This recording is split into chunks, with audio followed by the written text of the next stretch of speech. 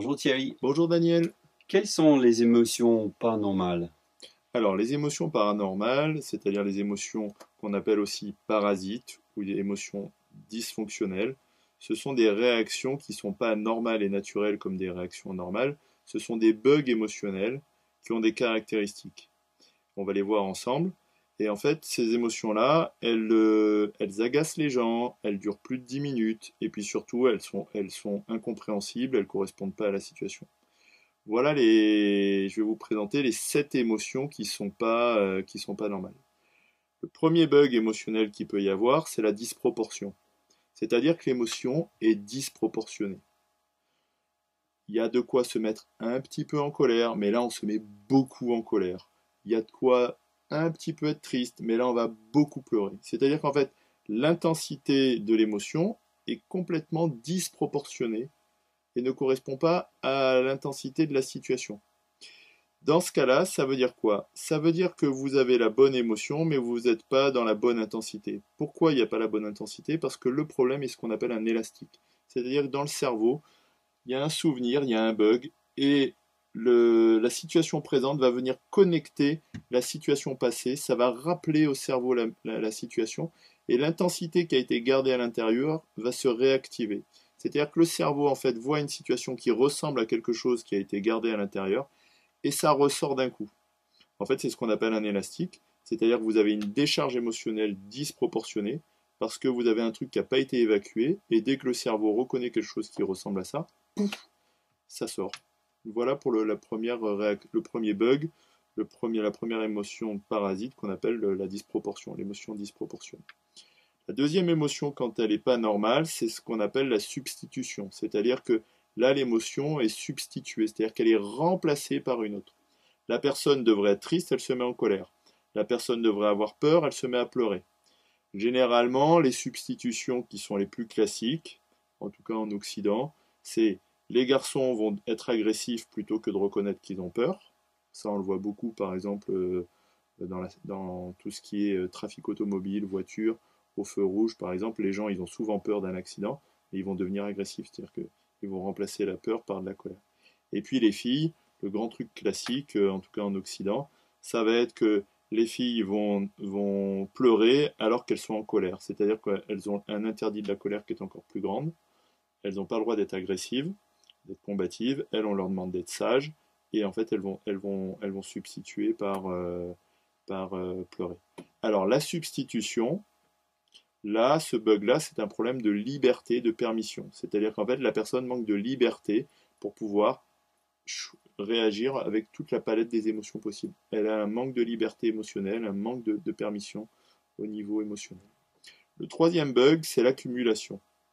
C'est-à-dire que la personne va accumuler, accumuler, accumuler, accumuler, et puis d'un coup, ça va être la goutte d'eau qui fait déborder le vase.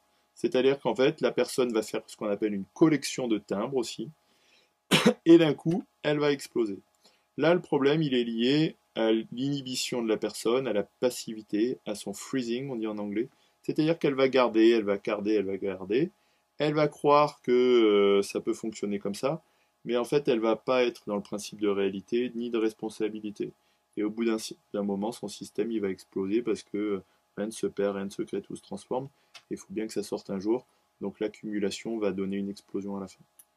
Le troisième bug, ça va être l'irrationalité. C'est-à-dire que la personne va avoir une émotion irrationnelle. Ça va être complètement la panique, la phobie.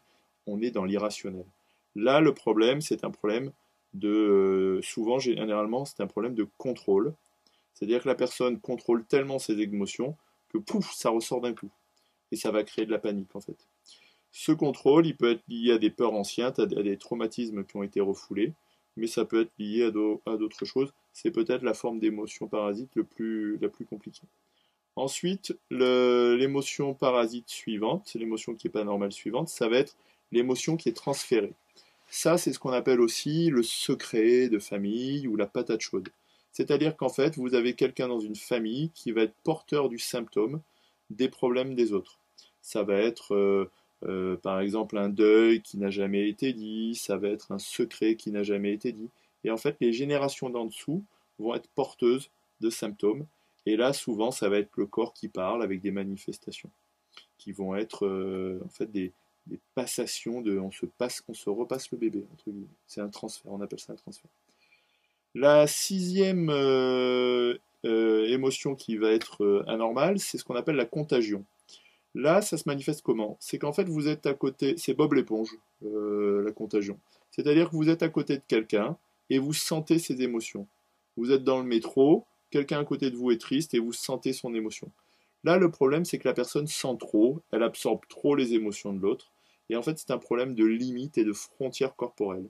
C'est-à-dire que la personne, elle est un peu comme une passoire ou comme un panier percé, et qu'elle prend tout. C'est-à-dire qu'elle a un problème d'enveloppe corporelle, de limite pour prendre sa place. Vous voyez dans mes mains là que souvent, elle a un problème souvent d'affirmation d'elle pour être bien droite, bien carrée et bien remettre les choses à leur place. Et puis la dernière émotion parasite, anormale, ça va être l'inversion. C'est-à-dire qu'en fait, c'est quand la situation est complètement inversée, quand vous avez l'impression que c'est le monde à l'envers, quand vous avez l'impression que on vous l'a fait à l'envers, qu'on marche sur la tête, etc. Là, ce qui peut se passer, en fait, c'est que une personne est en train de projeter son émotion. C'est-à-dire qu'en fait, elle est en train de vous dire un truc qui la concerne elle, et elle vous met dans la confusion, et elle fait une inversion en vous projetant le truc. Un exemple classique pour que vous compreniez la projection, Daniel, c'est si je vous dis t'as pas envie d'aller au cinéma, ou t'as pas envie d'aller à la plage, ou t'as pas envie de manger une glace. En fait, c'est moi qui ai ce besoin-là, mais je le projette sur vous. Et ben on peut faire pareil avec une émotion. Tiens, là, je projette sur vous un besoin, Daniel, mais je peux faire pareil avec une émotion, et ça peut faire des histoires, des disputes, des malentendus, et des conflits, bien sûr. Voilà pour les bugs émotionnels, les parasites émotionnels, les émotions quand elles ne sont pas normales et naturelles, mais là elles sont dysfonctionnelles. Pour info, je vous le rappelle, si ça devient dysfonctionnel, c'est parce qu'en fait la personne s'est transformée en cocotte minute et qu'à l'intérieur, de façon simple, hein, ça court-circuite. Voilà pour aujourd'hui, Daniel. Merci Thierry.